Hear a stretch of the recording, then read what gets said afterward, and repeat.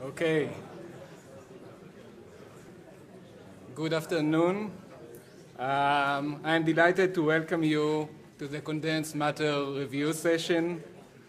I'm looking forward to a particularly stimulating and fruitful session. From the list of speakers, I'm confident that we're going to have exactly that. My name is Eitan Grossfeld. I'm part of the physics department here at Ben-Gurion University. We are going to have two review talks today, one experimental, one theoretical. We will start, of course, with the experimental talk. It will be given by Professor Amir Yacoby of Harvard University.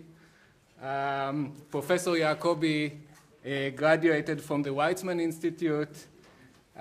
He worked there for many years, but before moving to Harvard a few years ago, his work covers all aspects of condensed matter theory, condensed matter physics, graphene, topological states of matter, spin qubits, quantum wires. In all these subfields, he emerged as a leader and made significant contributions. Today, we'll talk about recent development in the field of topological states of matter, namely how to induce superconductivity on the quantum spin-all edge state. And I have to say that this talk is sponsored by the American Physical Society. Please. All right, so I'd like to start by thanking the organizers and specifically Eitan for inviting me to give a talk here. I also want to thank the American Physical Society for sponsoring this talk. And the IPS in general for giving me the opportunity to tell you about some of the recent work that we've been doing to explore properties of two-dimensional topological insulators, in particular using superconductivity.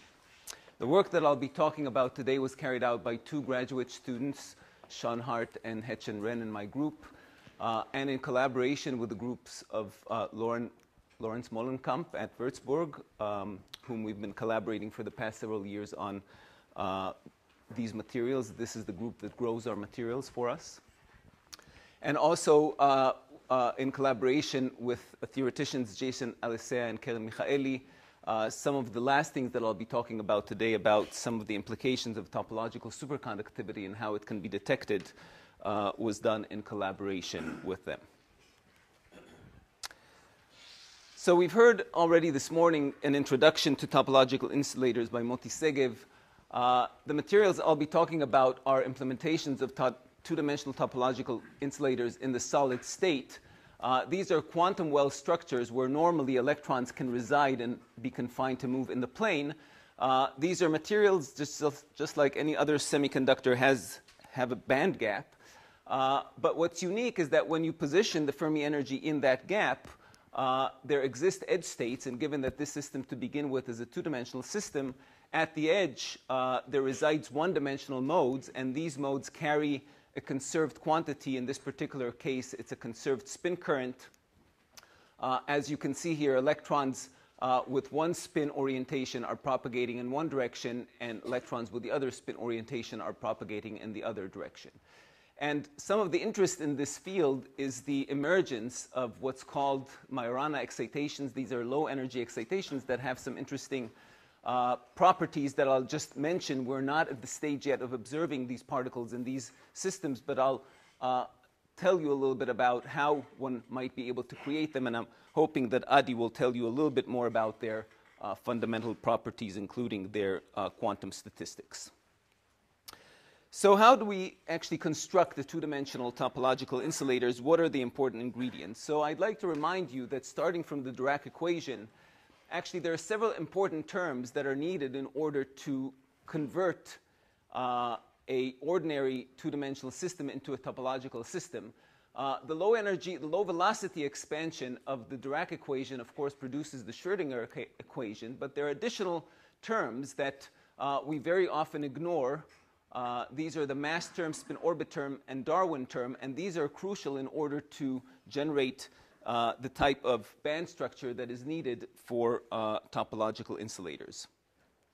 Specifically, if one looks at a particular semiconductor, cadmium telluride, this is a relatively large band gap semiconductor. And if one looks at the orbitals that construct the valence and the conduction band, these are p orbitals for the valence band and s orbitals for the conduction band, you see here color-coded the contribution of these relativistic terms. So, for example, the Darwin term increases a little bit the band gap in cadmium telluride. The mass term renormalizes it again. And spin-orbit interaction leaves the s orbitals unchanged, but of course the p orbitals have an orbital angular momentum, and therefore spin-orbit interaction splits it into two bands. Unlike cadmium telluride, mercury telluride undergoes a much stronger renormalization due to these relativistic corrections. First of all, one notes that the mass term in mercury telluride, which is a much heavier compound, renormalizes the band gap and essentially nearly eliminates it. And once this band gap has removed, now the spin-orbit interaction that splits the valence band is able to invert the bands and produce one of these p-like orbitals to sit above the s orbitals of the which now becomes the valence band. So this band inversion is really important and crucial in order to create the topological nature of these two-dimensional systems. So if one looks at mercury telluride and cadmium telluride, here are the band structures, energy versus momentum. In mercury telluride, as already mentioned, the p orbitals reside above the s orbitals, so it's an inverted structure. And cadmium telluride is more of a conventional semiconductor with s orbitals sitting above p orbitals.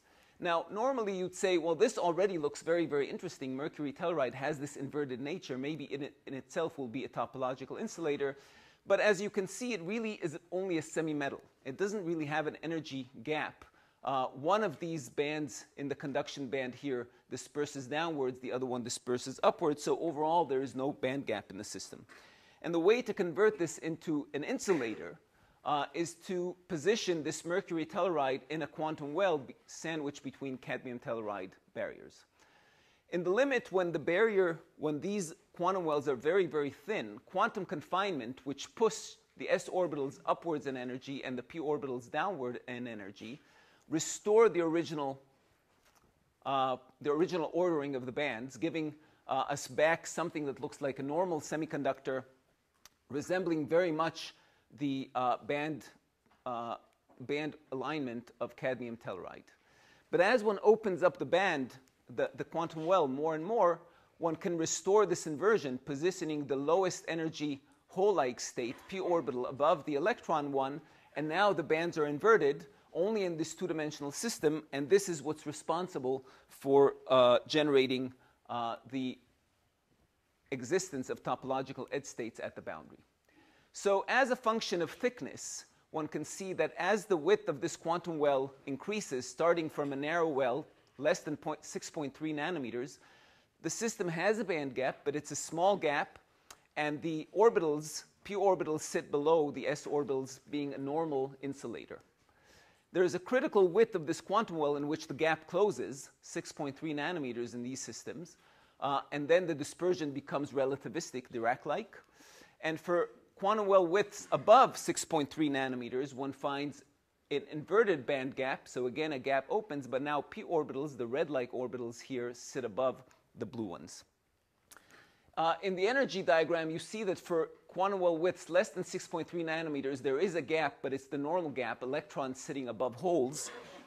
This is the critical width where the band closes, and for anywhere else above 6.3 nanometers, the system becomes a topological insulator, giving rise to a gap in the bulk, but helical edge states carrying chiral spin currents at the boundaries. So normally, if we take one of these systems and position our Fermi energy in the conduction band, this is a system that has very strong spin-orbit interaction, but nonetheless, current is expected to flow uniformly across this structure from one contact to the other. If, however, we can tune the Fermi energy through the system using, for example, a local gate, one can then deplete the system in this gated region, positioning the Fermi energy in the gap, such that now only edge currents can flow. And this is what's known as the quantum spin Hall regime. It's quantum because there is a quantized current and a quantized spin current that will flow at the edges. To give you an indication of where these kind of exciting excitations can emerge in this system, one needs to then create a gap these edge modes, these helical edge modes, in two independent ways. The first one is to generate a gap in the system using proximity effect by coupling this system to a superconductor.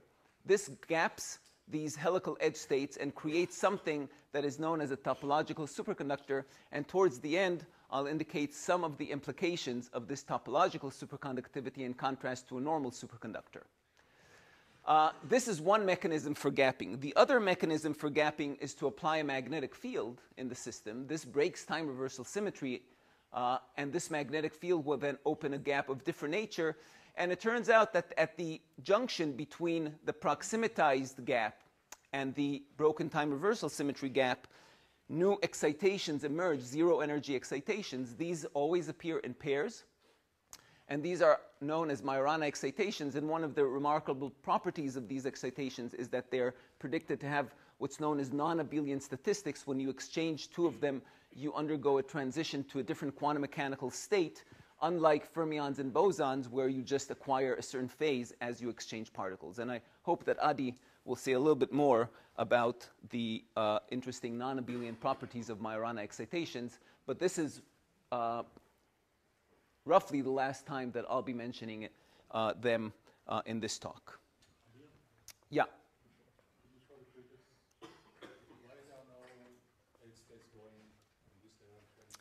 Here, well, there are, in fact, so at the boundary of this superconductor with this topological insulator, these helical edge states do, in fact. So this topological superconductor here exists all around, if you like, this perimeter. The magnetic field does not destroy the two direction and introduce helical state, chiral state instead of helical. No. So in this system, when the magnetic field is applied, first of all, it's applied in a way that does not couple orbitally to this system. So it's applied in the plane. So it only couples to the spin.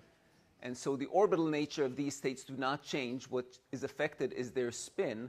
And now the spin wants to be quantized in a direction that's more parallel to the external field, and that leads to backscattering between the forward moving direction and the backward moving direction, and that's the thing that breaks the this Kramers pair.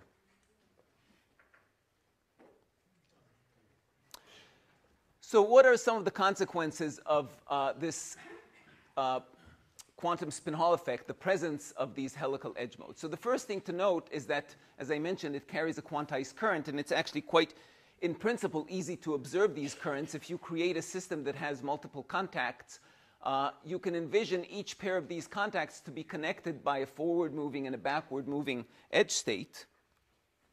And so, in principle, it's easy to show that this system is equivalent to a network of quantum resistors, each segment connecting two ohmic contacts here to reservoirs by a quantum resistance given by h over e squared. And so this is the resulting network, and if one just analyzes how current and voltage develops on this system, one can very easily convince oneself, for example, that if one sends a current that splits equally between the upper and lower branch, the voltage that you would measure on the top branch here is going to give you an effective conductance given by the total current divided by the measured voltage given by 2e squared over h. And this is something that has been seen originally in the group of Lorentz-Molenkamp. We have repeated these experiments on systems that have multiple segments of these edges to see how robust is this quantization.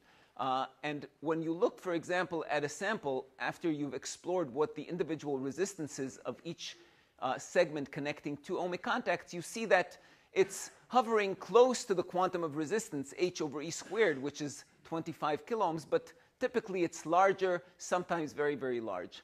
And the reason I'm emphasizing this is that, first of all, if there was some mechanism of flow through the bulk that would shunt these edge currents, this would actually produce lower resistance or higher conductance, something that we do not see typically.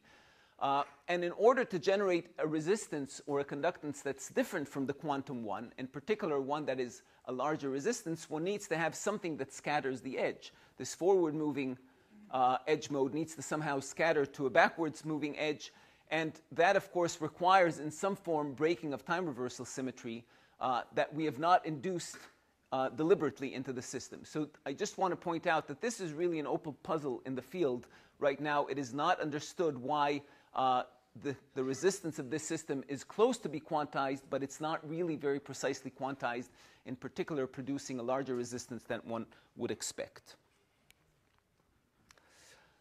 But the other implication of this topological state is that, as I mentioned earlier, if you were to go from a situation where the Fermi energy lies in the conduction band, let's say, current is flowing uniformly, once you deplete it, the current should be flowing at the edge. And what I'd like to show is that superconductivity is an extremely interesting and useful tool to explore this current flow patterns in the system, and as well as important in taking a step closer to generating these Majorana excitations.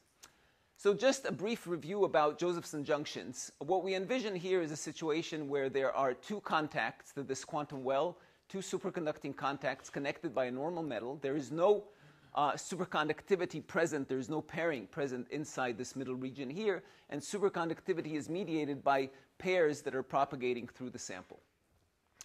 What we know about Josephson junctions is that if we were to consider current flow between one contact and the other as represented by these arrows, each one of these arrows can represent a Josephson junction, one junction, which means that there is basically a critical current, supercurrent, that can flow between the contacts and the other along this current path.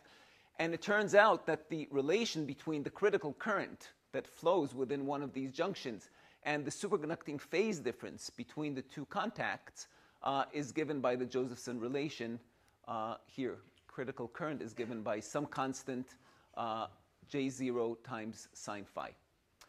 In the presence of many of these Josephson junctions, as you see here, there are many, many ways in which current can flow from one contact to the other, and we're envisioning roughly current flowing along straight lines here. One needs to integrate what the total current, supercurrent, will be in the system, and this is just the integral of this Josephson relation now being modulated by an external magnetic field that threads some flux. So in the presence of a very weak magnetic field, there is an Aharonov-Bohm effect that basically changes the phase relation between one contact and the other, and that, of course, depends on how far you are from the edge of the sample. And this phase that you accumulate is just given by the magnetic field times the area enclosed by this particular path. And so the net critical current flowing between these two contacts is given by this integral here that is then proportional to the integral of the current as a function of position, j of x, times a sine function. And what you see is that the critical current essentially is a sine transform, Fourier transform of the current flow pattern in the system. And this relationship, this Fourier transform, is what we'd like to use in order to determine what this current flow pattern is based on the measured of the critical current. Just a few steps can easily show that the maximum critical current, and what happens is when you impose a critical current through this system, it affects the phase difference between the contacts in order to allow this critical current to flow. The maximum one, the one is that the system can no longer sustain beyond that critical current, can be shown to be given by the absolute value of the Fourier transform of the current distribution j of x. So if the complex Fourier transform j of x is given by g of beta, where beta is just proportional to the external magnetic field, the measured critical current as a function of this magnetic field is given by the absolute value of the Fourier transform. And here I've plotted just two limiting cases. I'm sure you're familiar with these two limiting cases. One where current is flowing uniformly. We then know that the Fourier transform of a square function is just the sine x over x, and that's the current flow pattern that we would expect. In the limit where current is only flowing at the edges, because this is a topological insulator, we expect the Fourier transform of 2 delta function, and that is given by a cosine. Here, this cosine has been truncated by assuming that these edge states have a finite width. I want to comment that so far I've assumed that the current distribution is symmetric, but in fact if the current distribution were to be a little bit asymmetric, and there is no reason why we should expect it to be symmetric in a real experiment, that will tend to lift some of these nodes, and I'm not going to talk too much about that except maybe towards the end. Lifted nodes can be understood in terms of an asymmetry in the current flow pattern, but can also be interpreted in a more interesting way that I'll mention towards the end. The problem here is we're interested in the current distribution, so we would like to take the inverse Fourier transform of this function, and the problem, of course, is that we're measuring an absolute value of a Fourier transform, so we're losing the phase. So we have a phase problem. This is a problem known in many, many areas of scattering experiment where you want to construct the underlying function from an absolute value of a Fourier transform. This is something that in the context of superconductivity and Josephson junctions was in fact investigated and solved in 1971 by Dines and Fulton, and they showed very rigorously that with minimal assumptions one can actually, by knowing what the absolute value of the Fourier transform, one can construct the phase using something that's called the Hilbert transform. It turns out that implementing Hilbert transforms are quite hard. They're extremely sensitive to this node here, this 0. But it turns out that you can play some tricks to reconstruct the phase without using the Hilbert transform that I'm not going to mention just due to lack of time. But I'll tell you that there are several different techniques that we can really construct the full underlying current distribution from the absolute value of the Fourier transform. So now let me describe in greater detail the experimental setup. So this is this quantum well that I mentioned before, and we now put two superconducting contacts on top of it, and we can look at the current, the supercurrent through this system. And indeed, one can see a very nice and strong critical current in the range of a few hundred nanoamps. This is in the regime where current is now flowing uniformly through the bulk of the system. We haven't tuned it into the gap. And indeed, if you look at the critical current, zero resistance, which are these black regions here, as a function of the external magnetic field, you very nicely see a Fraunhofer pattern, which drops really, really fast. The central lobe here has twice the width of any other lobe, as you would expect for a sine x over x function. And if you analyze the period here, which should tell you something about the area enclosed by one flux quanta, you conclude that the area is bigger than the actual area of the junction. And this is not unexpected, simply because these are superconducting contacts, and when you apply a magnetic field, they repel the flux. And so what happens, into this junction, you apply a uniform field. This junction sees the external field according to this area, but it also traps half of the flux that was repelled by this contact and half the flux repelled by this contact. So the overall net area that we're deducing corresponds to the width of the junction plus twice half of each contact. And this is very consistent with our data. Why is it non-symmetric? Non-symmetric has to do with hysteresis. If you were to scan the other direction, you would find this peak being bigger, and it has to do with trapped flux in the superconductors. In order to look at this current distribution now as a function of density as we tune the system into the gap, we deposit a metal gate on top of the system, and now we can tune its density continuously. Here you can see the resistance in the normal state of the system, showing that indeed it wants to approach half the quantized conductance, which is what you would expect for the quantum spin Hall effect. Here, in fact, conductance is higher, or resistance is lower than the quantized value, and we do believe that we have contribution of flowing a little bit of current still through the bulk because the dimensions are now narrow. And the reason we have a narrow junction is because superconductivity decays very rapidly as it extends itself into a normal region, and so we'd like to be able to not lose it entirely. Here are two extreme cases now when we tune the density in the system, one to be in the conduction band, as I've shown before, and one when we've tuned it to be in the gap.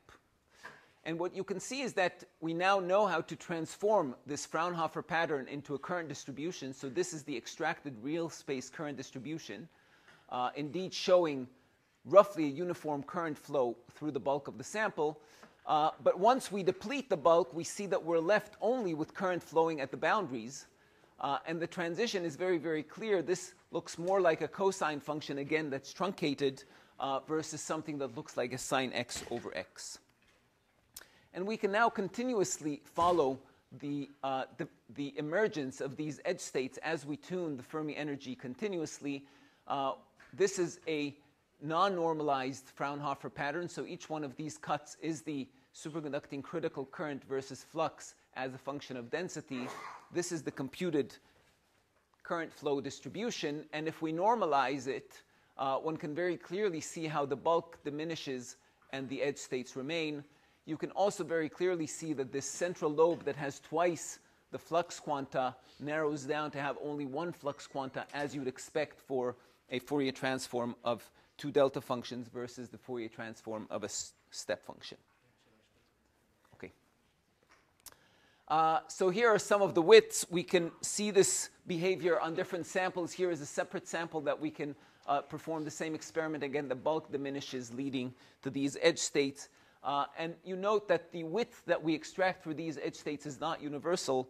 And maybe in the remaining time, let me just say a few words about the origin. Before that, I want to point out maybe the most important test is to now reduce the width of this quantum well to have dimensions that are below the critical dimension where we know this system should not be topological. And in this case, you can clearly see that these edge states do not exist and the current distribution remains uniform throughout the entire density range. So a few words about the width of the edge states and about some of the nature of these topological edge states. So concerning the edge states, we know that as we move the Fermi energy from the bulk into the gap, the edge states become more and more localized. And so depending on where this Fermi energy lies, we may expect the breadth or the width of these edge modes to depend on that. I already mentioned that the lifted nodes could be interpreted in terms of an asymmetry across the sample. But together with Jason Alisea and Keren Michaeli, we have possibly a different interpretation that is more exciting, that has to do with the underlying topological nature of this system. And I want to just say maybe in 1.5 minutes to give you an insight into that. So I've already mentioned what the current phase relation of a normal superconductor is, and that was the critical current was related to sine of the phase. It turns out that coupling these helical modes, these specific topological edge states to superconductors, leads to something that's known as a fractional Josephson relation. In fact, the relationship has sine phi over 2 rather than sine phi. And what we clearly see in this experiment is something that's related to sine phi and not sine phi over 2. And the question is how do we restore a sine phi even if the system has these topological edge states? In the limit, when we have only these two helical edge states, we have two of these Josephson junctions, and each one can contribute this current phase relation, sine phi over 2.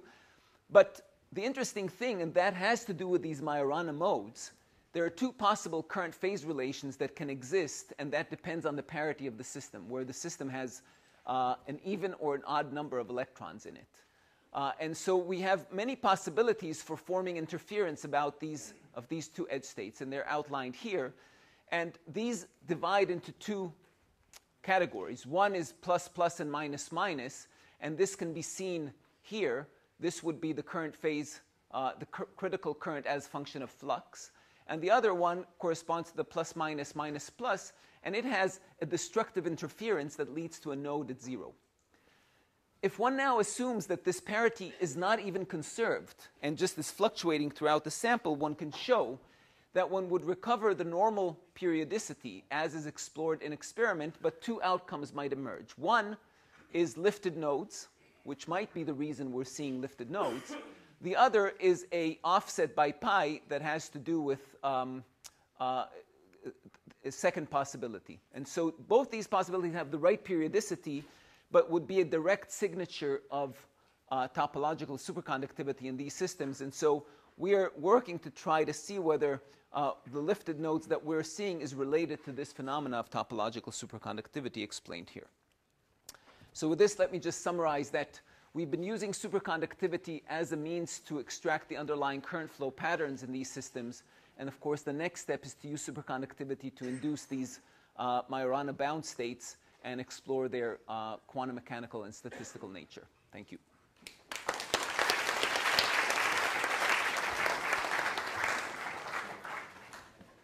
On you can see that that's -5 and +5. There's the weak sequence there. Yeah. It's also connected with the doubling, the halving of the period that you showed. No. So halving the period will not produce these peaks. It will actually produce something in the middle. So where do those come from? These are artifacts of the fact that the system is truncated and that we're not able to measure superconductivity up to indefinite flux, and we basically are truncating our measurement. They were more obvious on one of the others. Yes, exactly. But that's correct. Flat. If you have a SMS junction where the n part is ballistic, you don't get sine phi. You get, Right. so there are higher harmonics. Right. How does that? So the question is, if you don't have a ballistic, if you have a ballistic channel, the current phase relation is not just sine phi, but it's a square root of something like 1 minus sine phi. I don't remember exactly. But what couples in, the important thing is the coupling, is the transmission coefficient. So even if you can move ballistically from one side to side, but there is a small transmission probability to coupling into this mode, you restore sine phi. We believe we're in that limit. Our superconductor is not tremendously well coupled to the semiconductor, and so I think that explains why we see sine phi. Is the spin hole conductance quantized? Yes, it should be quantized, yeah. Even if you have spin orbit and spin orbit? You need the spin orbit. As long as you don't have time reversal symmetry breaking, it should be quantized. Yeah. No. So do you have an explanation? What is the origin of this 200 nanometer width of the edge to get to the inversion? Right. So first of all, there's one theory that I'm aware of that has been doing simulations to extract what is the extent of these bound states, and they extract numbers that are in the range between 50 and 100 nanometers. So our width is clearly beyond that. But remember, here we have assumed that current is flowing in a straight path from one side to the other. Obviously, this is not the case. So first of all, things can meander, and our edges can have a little bit of a fluctuation. Second, this order will position your Fermi energy at different locations along the edge at slightly different energies. And so once you come close to the conduction or valence band, these edge states broaden tremendously. Their minimum dimension is somewhere between 50 and 100, but eventually, as you approach the conduction band, they will merge they will become extent. They will merge with the band. And so this order will, I think, meander and make this edge fluctuate in width. And we're extracting something effective to that edge, and I believe that is the origin, and the lack of universality is due to that. How's the edge determined? Is it etched or gated? Yeah, in this system, the quantum well is terminated by etching.